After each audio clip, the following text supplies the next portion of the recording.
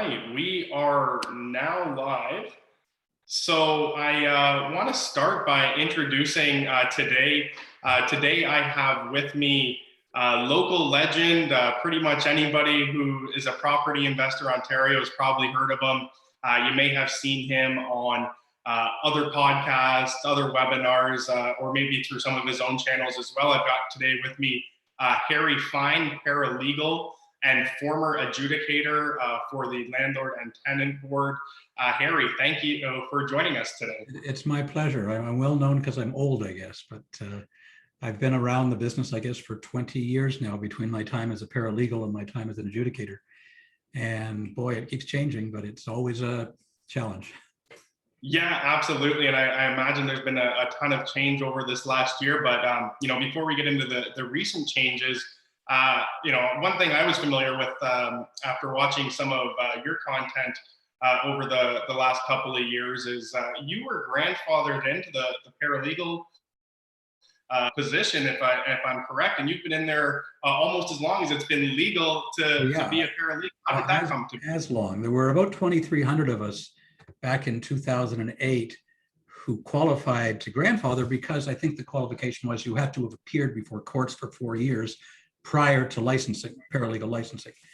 And I actually was short by about 1.5 years, but the Law Society looked at my experience as an adjudicator and said, well, that's, we'd love to have you. And, but since grandfathering, since that cutoff, any new paralegals have had to go through an education process through private career colleges, public community colleges, and there's good ones and there's not so good ones. And, I used to teach at Humber College, actually. I just didn't have enough time, but I was teaching aspiring paralegals. And it's nice because some of them now are my colleagues, some of them now are my friends, and that's pretty cool to see them grow. That's awesome. And so obviously you've been in it for a number of years now. And with that in mind, I would like to encourage everybody who's joining us, as I see the attendees starting to roll in now, if you have any questions for Harry, we're going to talk for a little while here, but at the end, we're going to open up some Q&A. So if there's anything on your mind, any questions for Harry, please post those in the chat so that we can answer these at the end.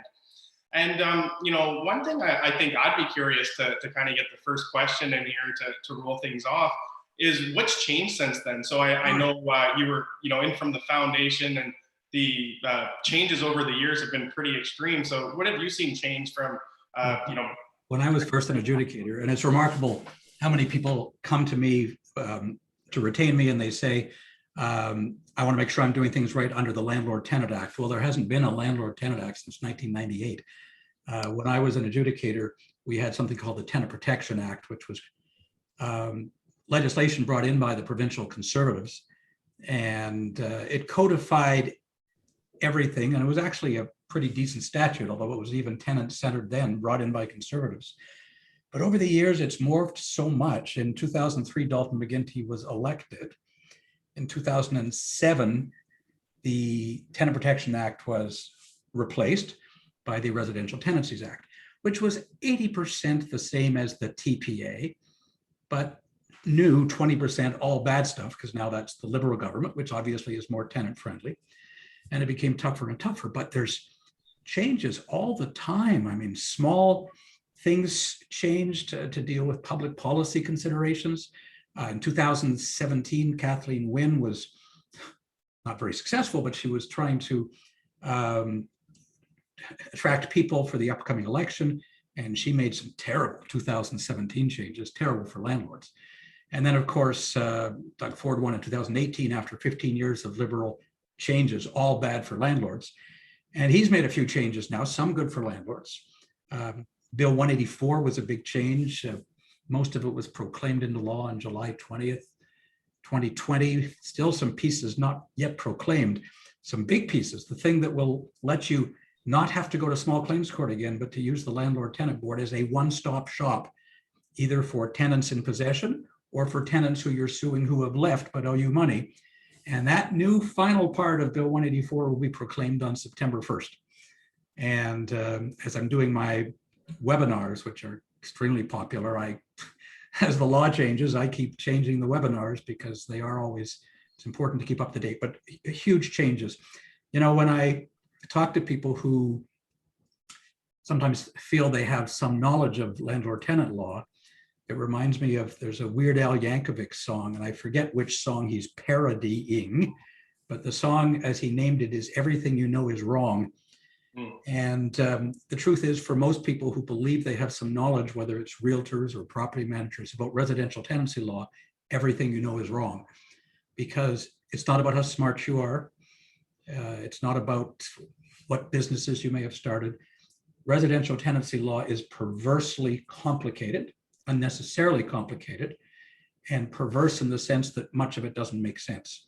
The Landlord-Tenant Board is, to some extent, a train wreck, partly because of COVID.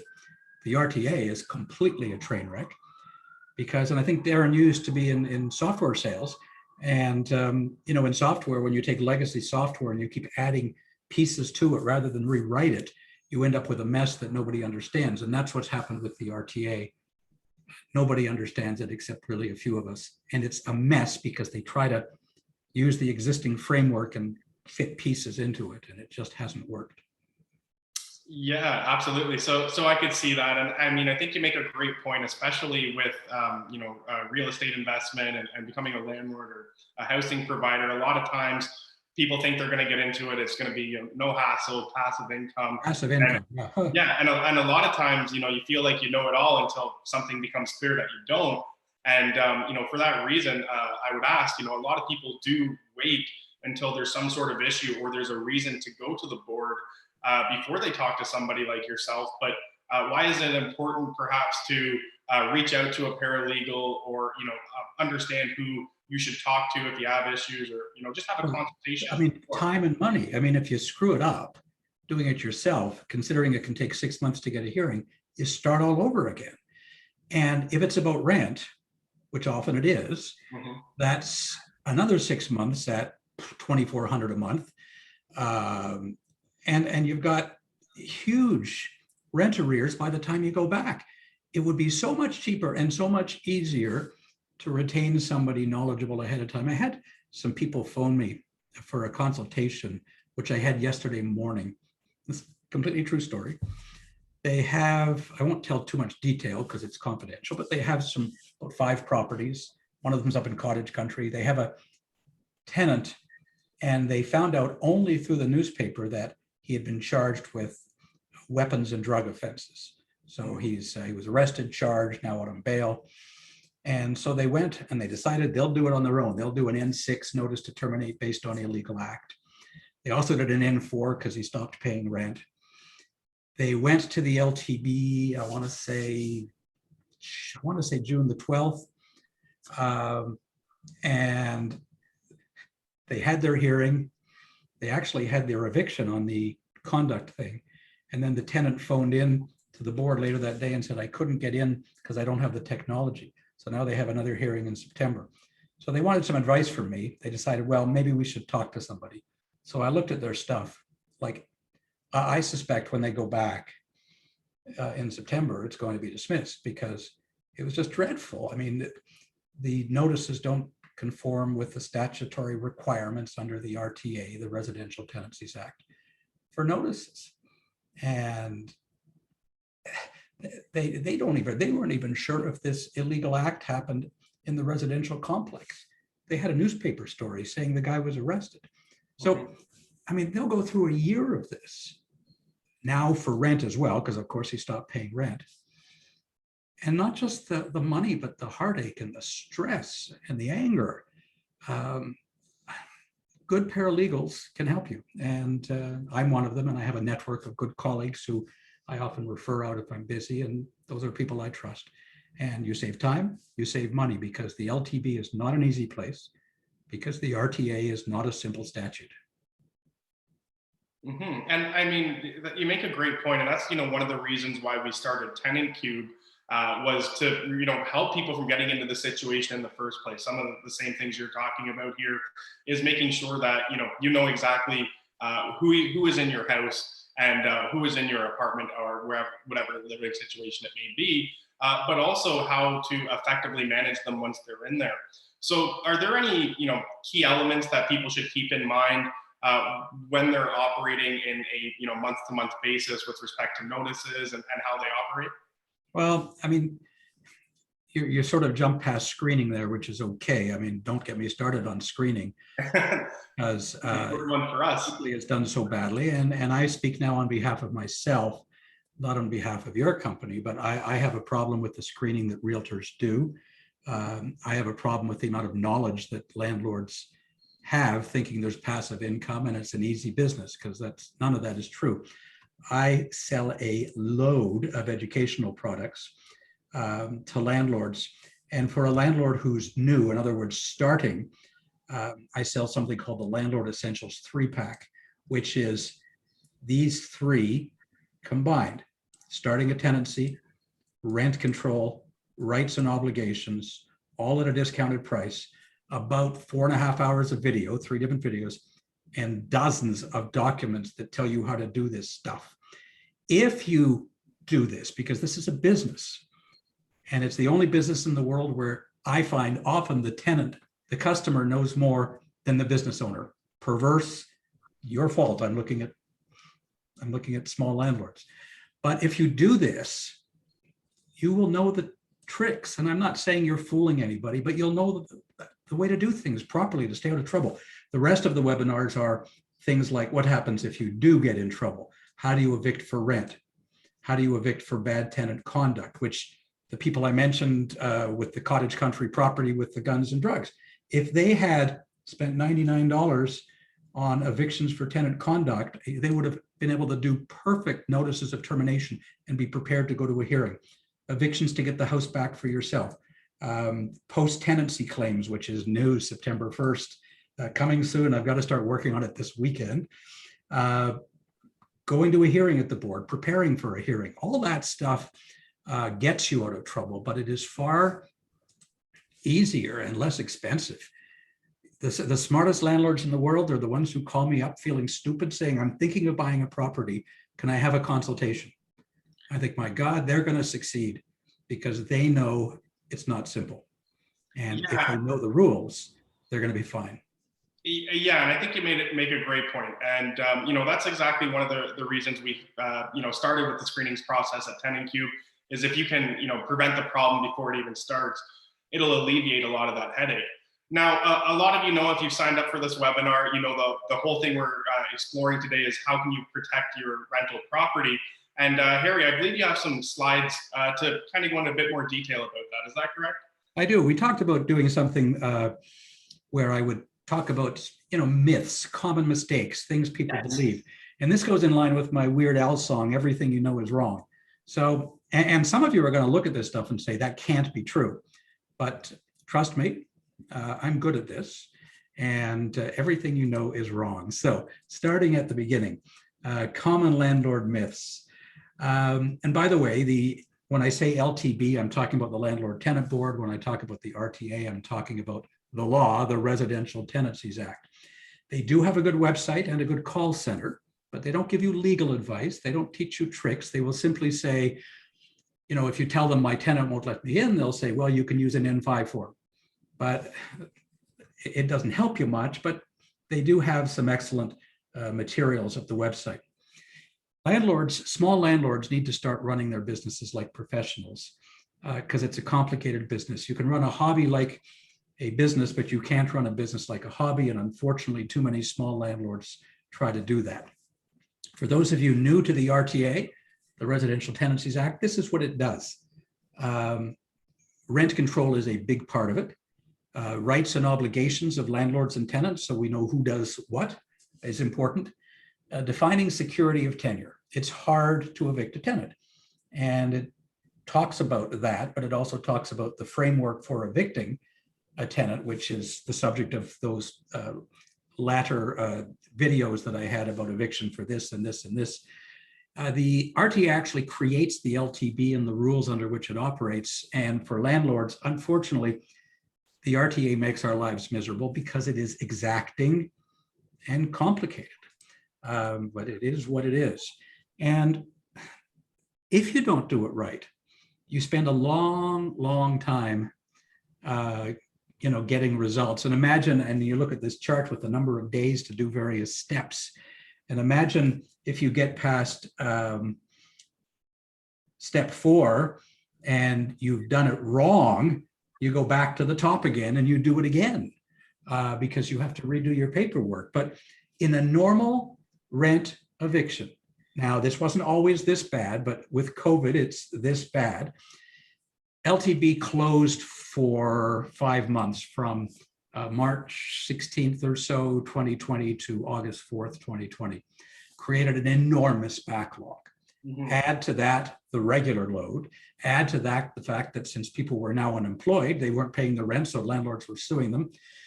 And of course, it wasn't just those who'd lost their jobs. Thank you, Doug Ford, for saying to tenants in March 2020, if you can't pay your rent, don't pay your rent. Right.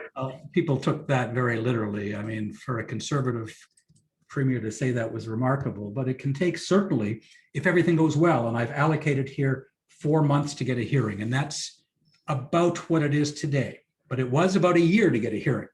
But now they're cutting through the backlog. It's about 4 months. So to evict the tenant is going to take you 3/4 of a year. And if you don't do it right, you're in trouble. If you make a mistake on that N4 notice, and the N4 is the notice you give to the tenant for rent arrears, you start over. So I'm going to tell you some of the common misconceptions, and hopefully it will inspire and encourage you to start doing some research, maybe through my materials, maybe on your own, to find out how to properly do this stuff. One of the biggest facts that people know that is wrong is about lease term. This misconception comes from realtors. A lot of misconceptions come from realtors. I taught realtors for many years. I still do. I was RICO approved to teach RICO certified courses to realtors.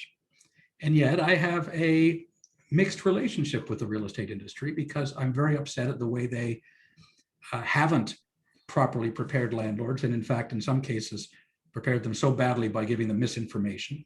Because just as I don't give real estate advice, realtors shouldn't be giving residential tenancy law advice, but they do. And one of the things realtors tend to misunderstand is lease term. Lease term does not mean that at the end of the term, you can just ask the tenant to leave. The end of the lease term doesn't mean much. A lot of people think that, well, I'm in the 12th month, I better talk to the tenant, or 11th month, I better see if he wants to stay or not. What do you actually do at the end of the term if it's 12 months? And by the way, term is optional. You don't have to have lease term. It can be month to month. So what happens at the end of the 12th month? Nothing. Nothing at all. It just becomes month to month. And the tenant's looking at you like an idiot, saying, the guy should have given me a notice of rent increase 90 days ago. So come the 13th month, the first day of the 13th month, he'd be getting more rent, but he missed that. And worse than that, realtors have taught people to use the last month's rent deposit check for the last month of the lease term. That's not what happens. The last month's rent deposit is used for the last month that they lived there, and they could be there for years. And if you don't understand term, then you're having a problem with rent increases, and you're having a problem with interest on the last month's rent deposit. Some landlords, they think they have to sign a new lease. And they think if they sign a new lease, they can actually get around the provincial rent guideline because the tenant agreed to a higher rent, or that it replaces the notice of rent increase. None of those things are true. There is absolutely no situation ever where a second lease should be signed. And let me just ask you a question there. So if it's done incorrectly, can a tenant come back for you for that increase? Well, sure. If you do it on the lease, absolutely. If you just forgot to do it, then of course you don't have the money. If you raised it on a new lease, the tenant has 12 months to bring an application against you for the recovery of all those monies. And it's not just recovery of those monies, but the rent would then revert back to whatever it was. Mm-hmm. So the smart tenant, if he sees you raised it from 2000 to 2060 on a lease, even if it's by the guideline, mm-hmm. will wait to the 11th month, file the T1 application, can recover 11 months at $700, and the rent is now $200 again. Right. So, I mean, it's just crazy. The notice of rent increase, as you'll know from my webinars, is the most important document a landlord can have. So it's so important. People think that, oh, I have a bad tenant, I'll just get rid of them. But as I've said, there's a crisis at the Landlord Tenant Board, and there was even before COVID. Even before COVID, the Ontario Ombudsman was doing an investigation based on the number of complaints they had about delays and process and service at the Landlord Tenant Board. It can easily take 6 months to get a hearing. And it's funny, 6 months to get a hearing, but then that doesn't mean you're going to get heard, because just like the airlines overbook because they have an algorithm, Right. LTB overbooks because they know some people will die, some people will move out, some matters will settle, some people will show up but then go into mediation. So they figure, hey, let's overbook. So you've waited 6 months for a hearing after waiting 2 months before serving them a notice. So it's now been 8 months, and at the end of the hearing block, the adjudicator says, well, it looks like those last 7 files, I'm going to read the file numbers out. You're not going to get heard today. Go back to the counter and, or sorry, no counter anymore. Go and, reschedule with the board. And you can easily take a year to effect the remedy that you want. The last month's rent deposit, as I mentioned when I talked about term, realtors do this 12 check thing. They give the landlord these 12 post-dated checks. Who in this day and age uses checks? Right. What are they thinking? It's much easier to get direct deposit. And not only is it easier, it's safer for you. I won't go into it now why, but who needs that crap? And it doesn't mean there's money there, but realtors like to say, here's the 12 checks, because they're usually charging a commission of 1 month's rent for the 1 year of term they're giving you. And they think term matters, which it doesn't. But if you were going to actually get 12 months paid upfront by the new tenant, you need 13 checks. You need 12 checks, one for the next 12 months, assuming the tenant's not going to move out, because 80% of tenants don't move out after lease term. So we have to start with the proposition that they're likely, statistically, not going to move out. So why do I want to have to beg for that 12th month? You say you're going to pay me 12 months? Pay me 12 months and the last month's rent deposit. But they just don't get it. And then what happens is the landlord, having been educated by the realtor, takes the last month's rent deposit and applies it as rent to the last month. And then he says to the tenant, you're leaving, right? No. Well, oh, isn't your term up? Yeah. So now the landlord's lost his last month's rent deposit, which is the only hedge a landlord has against the time it takes to go through the process, which isn't much of a hedge because the process takes 8 months. Right. But at least it's a 1 month hedge. So understanding term and rent deposits is pretty important. A lot of landlords believe that they can determine how many people can live in the unit by simply writing that in the lease. Nothing that is in the schedule to the lease or the appendix, I call it the appendix, realtors call it a schedule. Nothing is binding unless it's legal. So when you get a realtor saying the tenant shall pay the first $100 of damage, the tenant shall move out after the 12 months, the rent will go up 20% in year 2, the tenant shall not have more people than sign the lease live there, the tenant will allow entry by the landlord with 12 hours notice, and listen to this one, the tenant shall shovel the snow and cut the grass. All those things are unenforceable clauses. So you are not the lord of the land.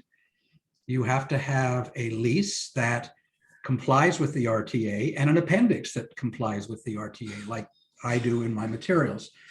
And occupants can certainly show up. The only time that you perhaps can't have more occupants as a tenant is if it's violating property standards rules, or in a condominium where in their declaration it talks about family units, perhaps contrary to the Human Rights Code, but where it says you can only have in a one bedroom, because of course what happens is somebody brings their friend in, they put a mattress in the living room, and then the condo corp comes in to do an annual fire safety inspection or monthly, and they see the mattress there and they report it to the property manager, and then who's in trouble?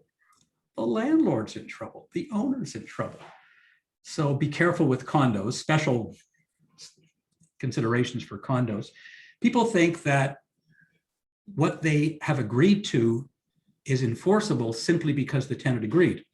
For instance, take 2021. As you know, no rent increases were allowed. Thank you, Doug Ford, in 2021.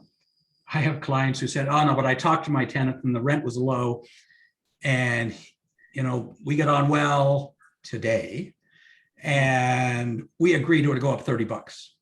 Well, you can't agree because you can't contract out of the RTA, whether it's about maintenance, whether it's about rent, whether it's about entry into the unit, whether it's about anything that the RTA deals with.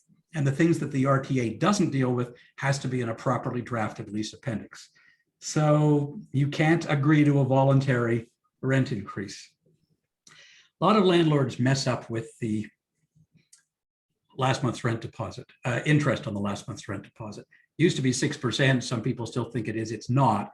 It's whatever the guideline is for that current year. So actually, if you owed a tenant interest because their anniversary is August 1st, that's when they moved in, and every year you've raised the rent August 1st. This year, you don't owe them any interest because the percentage of interest on the rent deposit is the same as the percentage interest for the guideline increase, which happens to be 0 this year. So that's the way it works. You also don't have to pay interest, and a smart landlord doesn't. They top it up, raise the rent 1.8%, interest is 1.8%, simply top up the deposit, and you're allowed to. And that way, if the tenant stays for 10 years, the last month, you're not going to get ripped off for the difference between the deposit and what the actual rent is. No sophisticated landlord actually pays out interest. People don't understand term, and they don't understand the selling of a house. And boy, the real estate, and nowhere but Ontario. We just had the 25-year anniversary of almost straight line increases of real estate appreciation in Toronto, or maybe Ontario, I don't know which, maybe Canada. So everybody's into real estate. Fine, that's great. But selling your house does not end the tenancy. The tenancy survives the sale.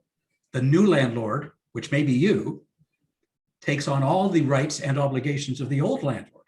How many times do I see a new landlord not getting tenant acknowledgements, not getting copies of leases, not making sure as a closing adjustment in favor of the purchaser that the rent deposit is transferred to them? And then, of course, it's too late. Now they become the landlord, and the tenant says, my 2-bedroom condo rents for $400 a month and I have 7 parking spots. You've got no tenant acknowledgements. The old seller, he doesn't want to talk to you anymore, and you have nothing. But sort of off topic now, but selling a home, tenancy continues, and the new landlord simply takes all the obligations of the old landlords.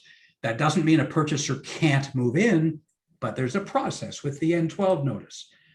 Speaking of that, and I wish I had an hour to talk about this, and I do have a webinar on eviction for landlord or purchaser's use that tells you everything you need to know, including the Bill 184 changes from July of 2020, and some of those changes for landlord's own use come into effect September 1st of this year. A tenant cannot be easily removed if a landlord or buyer claim they want to move in. For a landlord, it's easier because it could take you 8 months, but it doesn't matter so much if it takes you 8 months because your son wants to move in, because your son can live somewhere else for 8 months if it doesn't go well. However, you have to give them the proper notice. They have to be month to month. Term sucks. They have to be month to month. If your house is owned in the name of a corporation, because it was an investment property, so you decided to put it into the name of a provincial or federal incorporated company, you can't get your house back. Thank you, Kathleen Wynne, 2017. You can't get it back, not ever.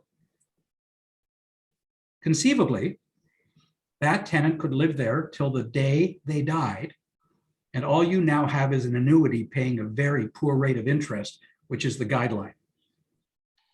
But I've seen it happen because their real estate lawyer doesn't know about corporate landlords can't evict for an N12 for personal use. What about purchaser's use? Boy, I've seen this so much during COVID. Takes a year to get a hearing. Purchaser says he wants to move in. Seller, landlord, guarantees vacant possession on closing. Tenant says, hey, by the way, nobody asked me. I'm not leaving. Landlord says, whoops. Landlord serves him an N12 notice right away. Here's the N12. Now the N12, the termination date is just before the closing date, so the landlord feels pretty good. But then the tenant says, you know, the heck with you, I'm not leaving. Take me to the board. So the landlord files an application with the board and gets a hearing 9 months away. The closing date's in 60 days. The buyer says, you guaranteed me vacant possession. I'm backing away from this and I'm suing you for breach of contract. And if I find a house that's besides now I have to live in a hotel because I've sold my house, so I'm going to sue you for my hotel costs. And if I end up having to buy a house that's $100,000 more because you screwed up with your tenant, I can sue you for that and I will win at the Superior Court. So please contact a paralegal before your realtor tells you, don't worry, we can get rid of the tenant. In fact, with the COVID delays, I almost want to say it is impossible to sell a tenanted house unless you give the tenant money. Unless the tenant is stupid or you give them money. How much money are tenants asking for when they realize you have a real estate, you're the seller, you're the landlord, how much are they asking for when they discover you have a real estate deal going bad? $20, $30, $40, $50, $60,000. And is that dictated as well? Like, is there just an agreement that has to come for that number, or is that number? Oh no, it was negotiation. The tenant says, I won't leave. Look, go to the LTB. There's a process. Use the process. Landlord says, but the process doesn't work because it takes me 8 months. I'm the tenant, not my fault. And I don't want to leave. I don't believe your purchaser guy's moving in. I want him to come to the hearing to prove it. I'm not leaving unless you make it worth my while. Mm-hmm. And they're asking for crazy numbers. And I don't even blame the tenant. Landlord needs to know the business, and they don't. A lot of landlords think that condominium is the easiest way to become an investor. Personally, I think it's the worst way. I think 60% of condo rentals are cash flow negative today. Now, if they keep going up like crazy, you win at the end. But when you have common area charges going up, maybe a special assessment for a new roof on the condo, and all you can do is raise the rent by the guideline, 1.8, 2.0, 1.2, you quickly fall behind on rent and you're soon cash flow negative. You also, and this is a serious one, and I know we have time pressures here, but be very careful that in your lease appendix, that the tenant agrees to comply with the rules, declarations, and bylaws of the condo corp as they are, or maybe amended from time to time. And if there's a problem with the tenant, if security or condo corp emails you and says, Mr. Smith, your tenant is bothering a lot of people, if you don't take it seriously, if you don't hire a paralegal that day and do the proper notice and start the eviction process, at some point after the third warning from the security staff, from the condo corp, you'll get a letter from the condo corp's lawyer. It's called the $800 letter that some law clerk did in 5 minutes, because the cost of the legal fees for the condo will get reattached to your unit. That will be an $800 warning letter with the $800 attached to your unit. Now you still haven't done anything because, oh my gosh, I didn't know what to do. I haven't called a paralegal. And there's a fourth complaint. They take you to Superior Court. And the condo corp on their own tries to evict under Section 134 of the Condo Corporations Act with what's called a compliance order.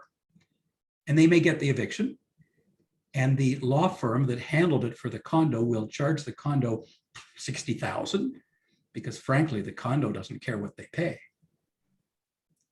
And then that 60,000 cost for the condo corp's lawyers gets attached to your unit as a lien, and they'll sell it if you don't pay. So if you're renting a condo, for goodness sakes, don't mess around with stuff. You have tenant conduct issues, deal with it. Landlords think that they can just keep 12 months rent. If the tenant changes their mind and doesn't move in, they get to keep the first and last. Not always true. There are some conditions you might, but there are some conditions you can't.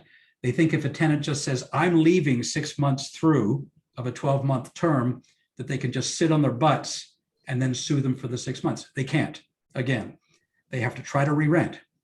And if they don't try to re-rent, then they get nothing when they sue. And if they do re-rent and they lose 1 month, they will be able to sue for a month. But again, thank you, Kathleen Wynne, 2017. She changed the law so that if the tenant gives you short notice and says, apply my last month's rent to August 1st, I'll be leaving the end of August. Landlord says, no way. You didn't give me 60 days notice on an N9 form. So on August 1st, tenant doesn't pay, and the landlord serves the N4 notice in preparation to go to the board for an eviction for unpaid rent. And then the tenant moves out, the landlord can't sue for anything because Kathleen Wynne says, well, you gave the tenant the N4 notice to leave. He did. So it encourages lease breaking behavior. If I want to break a lease, Kathleen Wynne again, 2017, I have a crazy noisy party. I get an N5, I can leave. I could have 11 months left on my 1-year lease term. Unbelievable. That was the craziest, most unfair of all the changes she made. If the tenant doesn't pay rent, you think, boy, at least I'll get an eviction. Doesn't always happen. First of all, if the tenant pays, the tenant stays.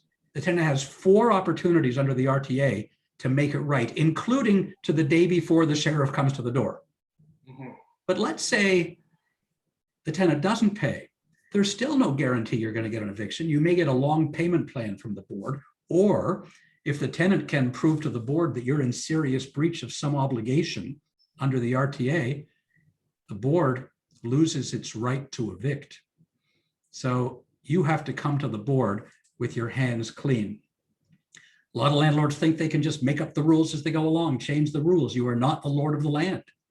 You are in a relationship, both statutory, that's the RTA, and contractual, that's the lease appendix. And it's an equal relationship. And if you don't do it right from the start, you will find that in a lease where you're paying for utilities, there's nothing to stop the Tesla from plugging in his new Tesla every night. You have to anticipate these things in your lease. You cannot use your realtor's lease appendix because it doesn't cover this stuff. A lot of landlords think lease term is good for them. It's not. Lease term sucks. What it means if a tenant has lease term is that they can't be evicted for any of the no-fault grounds. Landlord moving in, purchaser moving in, demolition, conversion, change of use, extensive renovation. All those are off the table as far as eviction during lease term.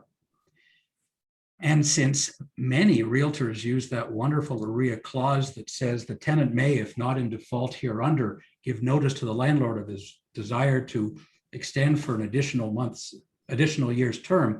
And since the clause is written so badly and they should never extend term anyways because term sucks, I have had cases because of realtors, because of AREA's clauses, where the tenant becomes in, if he gives notice every year, perpetual term, and therefore the landlord can never get his place back. Okay, I'll sell it. Who's going to buy it? Because the new landlord will have a tenant who's in perpetual term. You may as well walk away because you thought the AREA clauses that were presented to you by your realtor were proper. Lease term sucks. Not using the proper government lease with a good appendix, big mistake, as I've sort of gone into. Pre-tenancy screening, not doing tenancy checks, Google searches, for goodness sakes, checking social media presence. Never accept a credit report from a tenant or from the tenant's realtor, because Photoshop just makes it all too easy. You can't do that stuff. The only time you have some control is prior to you granting the tenancy. So be careful. Not doing proper move-in inspections. You just, hey, landlords that give the key to the next door neighbor tenant and say, can you let this new guy in on August 1st? I'm at my cottage. So the tenant next door lets the guy in. 3 years later, the tenant has trashed the unit. So the landlord goes to evict and get a judgment for money for the damage at the LTB.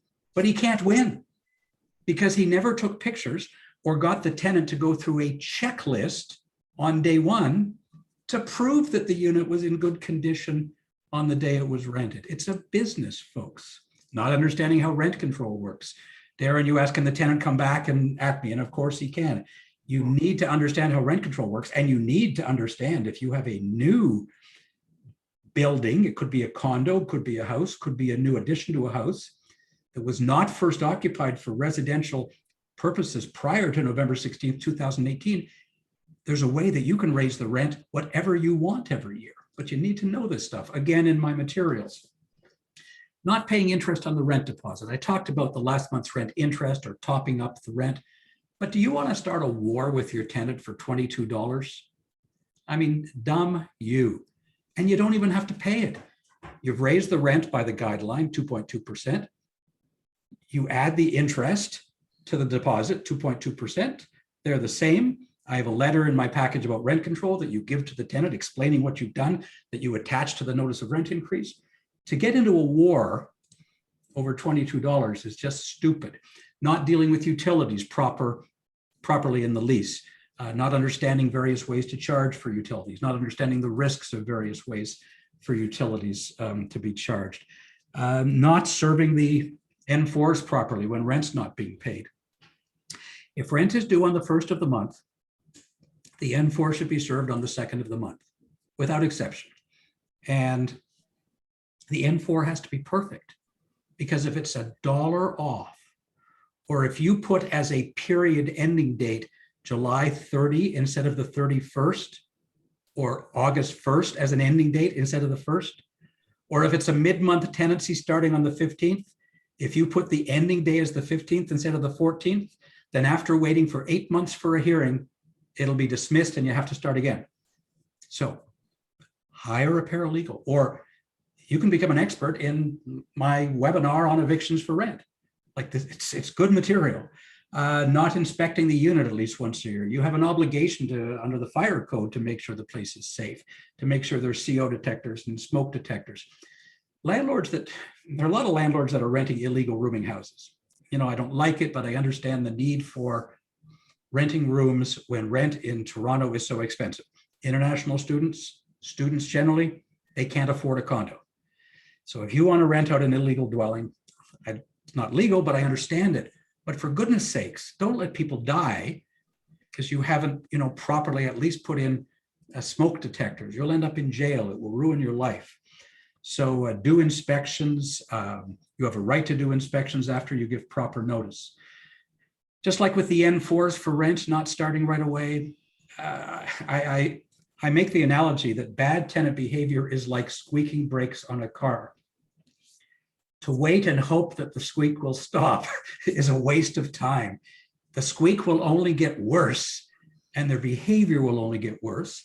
And you're also disturbing all the other tenants while you wait. And in a condo, well, you're really messing up while you wait. So if you need to do a conduct notice, hire a paralegal or learn how to do it, draft the perfect notice, serve it properly, and get the process started. Speaking of notices, the N5 is the most common conduct notice. There are others, the N6 I mentioned before, the N7, the N8, notices for tenants doing various things. But understand how they work. The timing periods are tricky. The N5 is the worst. In my video webinar, Evictions for Conduct, I go into such detail on the N5 about how a tenant voids an N5, what happens if he doesn't void it, what happens if he does, but then the behavior returns. It's complicated stuff, but I really do explain it clearly. So don't just do it on your own. And finally, I think this is my last slide. Not using a paralegal for your LTB needs, or at least getting good materials is a big mistake. I showed you my website, hfineparalegal.ca. Can really turn you into an expert. The Landlord Essentials 3-pack, there's almost no excuse for anybody not getting it. But you'll do what you'll do. But I hope in some ways I've scared the hell out of some of you. I don't do that to fool you. I do that because I really care about my clients. You're not my clients. This is not legal advice. But I've seen too many landlords in tears, and it's just unnecessary. Well, if you haven't scared them, I think one thing you've probably done for sure is shown them why it's important to consult somebody like yourself. And before we get into the Q&A, a couple of things I wanted to touch on. If you have any questions, a couple have already come through. Now would be the time to ask Harry what's on your mind. And you may have noticed Harry mentioned a couple of times about the importance of screening and making sure that you get a quality tenant and making sure that you do those verifications. With that in mind, we do have a special offer for anybody attending this webinar. Please just let us know that you've attended it.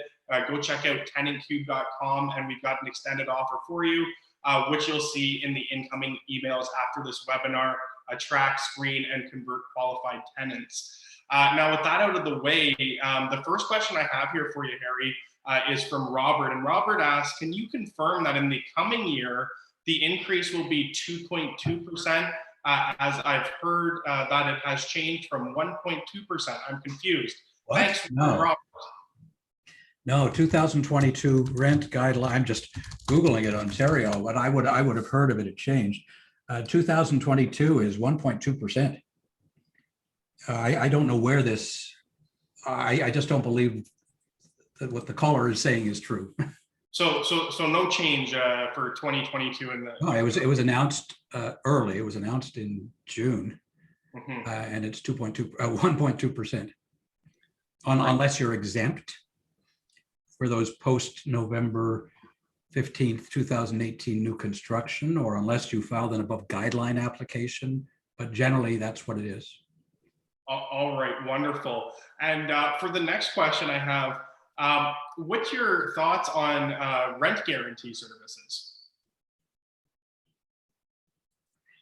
I'll start by saying that I'm a cynic by nature. And I think most lawyers and paralegals are. We should be. We have to be. We have to look for trouble. I don't buy rental insurance and rent guarantees. I don't believe in it. I tend to believe, any insurance, whether it's pet insurance or car insurance, is about, it's a profit center for the insurance provider. And I think you'd need to be very careful about the exclusions. And I wonder sometimes if these companies that are selling insurance about rental loss actually know how long it takes to evict a tenant. So I'm not a fan. What am I a fan of? Doing it right and serving the N4 on the second day of the month. Yeah, that's good screening. Yeah, absolutely. That's what we're all about here is kind of nipping that before it even becomes a problem. Making sure you do your yeah.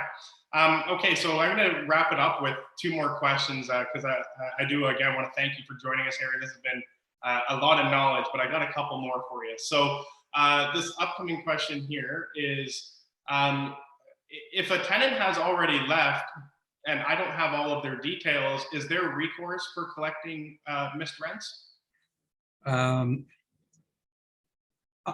Up until now, first of all, if you didn't file the application while the tenant was still living there, you could not go to the LTB. You have to go to small claims court. Starting September 1st, the LTB becomes a one-stop shop for utilities, where you used to have to go to small claims court, for rent after they're no longer there, and for another thing that I won't go into. But the question was, how do you find them? Well, hopefully you've got some good information when you did the initial screening. Hopefully you've gone through their garbage, that they left behind to try to find information. Hopefully you asked them for a forwarding address for mail. But one of the new forms that will be effective on September 1st, when the board has a new L10 application which is the one for post-occupation claims. Big changes to the L2, a new certificate of service for post-occupation service. They also will have a form where you can ask an adjudicator for permission for substituted service, something that small claims court has had for years. So in other words, and I assume they'll use the same legal test, and that is, if you've made efforts to serve, but the tenant is actively hiding, and two-part test, you can prove to the board in this form that you fill out that the notice that you serve for the hearing will have a good chance of coming to the attention of the former tenant. They will grant you permission for substituted service by email, maybe even by Facebook. You can ask for that substituted service. If you know where they work, of course, you can serve them where they work. But this is all new. None of this has happened yet. And even though none of it's happened, I'm doing the video this weekend because now the forms are out. So, but there are ways to hire a skip tracer. I have a paralegal friend of mine. His name is Leon Pressner. You can look him up. He used to be a cop in Durham. And I send people to him for finding people. I don't want to know how he finds them, but he finds people. Wonderful. And then the last question I've got here is the Ontario Standard Lease Agreement. Are there any must-have additional terms? Yes. Well,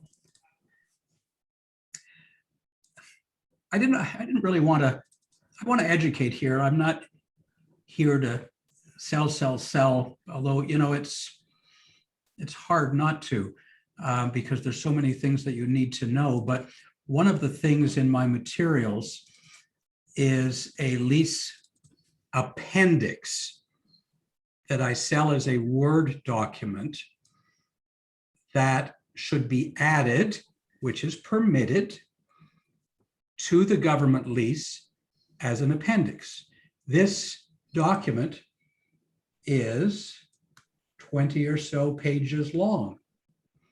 Not everything applies to everybody. Certain things apply to condos, certain things apply to people that have elevators, depending on how you charge for utilities, depending on the way you charge for rent. It's a document that I really spent, frankly, 20 years creating. Used to be as a lease for my clients, and then as the government created this lease that does nothing for you, I turned that into a lease appendix that you can edit, cut and paste, take things out that you don't need, or move things over that you do need. And it's like ordering dim sum in a Chinese restaurant. You tick off the things you want, you take them, and you create the perfect appendix. Things that are legal are enforceable. Things that are contrary to the RTA are not enforceable. So my lease appendix has, let's say, 100 clauses that are enforceable. Let me give you one simple example. What happens if your tenant doesn't pay you first and last before you move in, or transfer utilities? What happens if he shows up at the door with the moving truck and he hasn't paid you first and last? So you say, there's no way I'm letting you in. Well, he goes to the LTB and he files an application about a lockout, and you lose. My appendix says, you know, there's the tenant has an obligation to provide the checks, if that's what you're doing, provide the insurance information, provide first and last. And despite paragraph 5 of the standard government lease, the tenant's right to occupy shall not commence until these things are provided. So it's contract. You've said you'd give me those things before you have a right to occupy under section, I think, 9 of the RTA.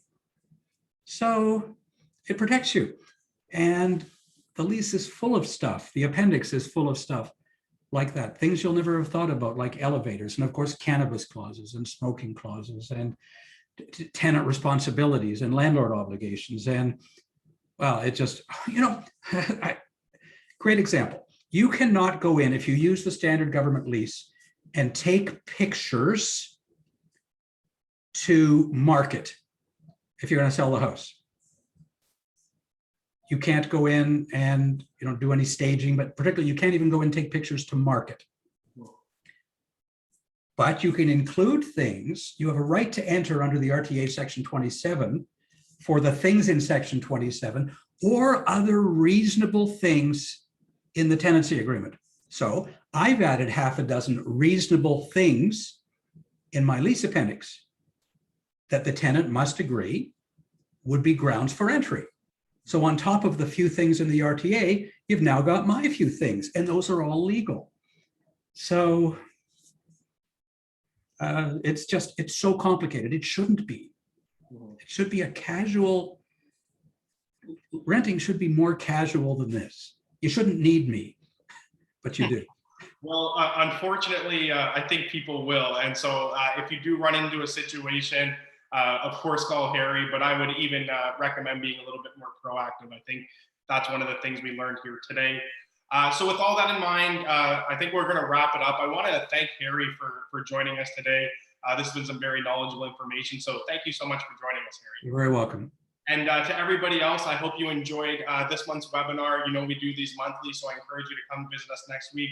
We'll have another amazing guest, and we'll be sending you some information with a recap of this webinar as well as a special offer. So thank you so much, and everybody have a great night. Take care. Bye.